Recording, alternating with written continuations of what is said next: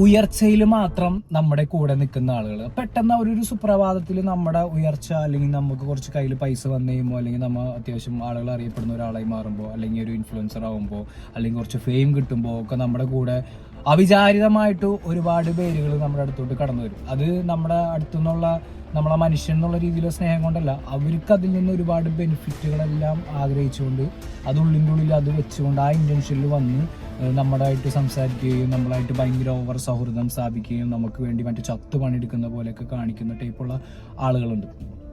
രണ്ടാമത്തെ ഒരാൾ, നമ്മളൊന്നുമില്ലാതിരുന്ന സമയത്ത്, ഞാൻ പച്ച മലയാളത്തിൽ റോയിട്ട് പറഞ്ഞിട്ടുണ്ടെങ്കിൽ, ഒരു പട്ടി പോലും നമ്മുടെ കൂടെ നിൽക്കാത്ത സമയത്ത്, ഒരുത്തനും തിരിഞ്ഞു നോക്കാൻ ഇല്ലാത്ത സമയത്ത് നമ്മുടെ കൂടെ ആരെങ്കിലുമൊക്കെ ഉണ്ടായിട്ടുണ്ട്. ആ ആളുകളെയാണ് ലൈഫിൽ നമ്മൾ മരണം വരെ നമ്മൾ കീപ്പ് ചെയ്യേണ്ടത്. നമ്മൾ എന്ത് മലമറിക്കുന്ന പൊസിഷനിൽ എത്തി എന്ന് പറഞ്ഞാലും